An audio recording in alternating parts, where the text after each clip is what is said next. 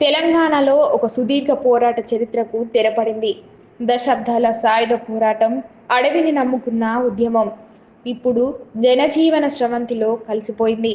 రాష్ట్రంలో మావోయిస్టుల శకం అధికారికంగా ముగిసింది. తెలంగాణ డీజీపీ శివధర్ రెడ్డి ఎదుట ఏకంగా 42 మంది మావోయిస్టులు లొంగిపోవడంతో రాష్ట్ర పోలీస్ శాఖ చరిత్రలో ఇదొక మైలురాయిగా నిలిచిపోయింది.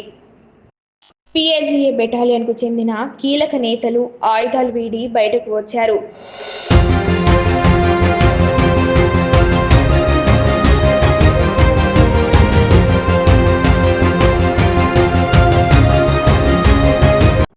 ముఖ్యంగా ఈ బృందానికి నాయకత్వం వహిస్తున్న డిప్యూటీ కమాండర్ కేశాలు లొంగుబాటుతో మావోయిస్టు పార్టీకి కోలుకోలేని దెబ్బ తగిలింది.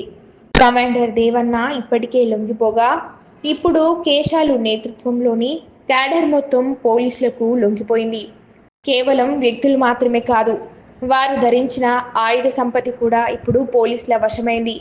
AK-47లు, SLR వంటి 40 అత్యాధునిక ఆయుధాలను వారు డీజీపీకి అప్పగించారు. అయితే ఆసక్తికరమైన విషయం ఏమిటంటే లొంగిపోయిన 42 మందిలో 41 మంది ఛత్తీస్గఢ్ వాసులే. కేవలం ఒకరు మాత్రమే తెలంగాణకు చెందినవారు. ఛత్తీస్గఢ్లో బలగాల కుమ్మింగ్ తీవ్రం కావడంతో సురక్షితమైన పునరావాసన కోసం వారు తెలంగాణ పోలీసులను ఆశ్రయించారు. ఈ సందర్భంగా డీజీపీ శివధర్ రెడ్డి తెలంగాణ ఇప్పుడు మావోయిస్టు రహిత రాష్ట్రం. అవును, రాష్ట్రంలో ఇకపై పీఎల్జీఏ బెటాలియన్ కనుమరుగైందని, క్రియాశీలక కేడర్ ఎవరూ లేరని ఆయన స్పష్టం చేశారు.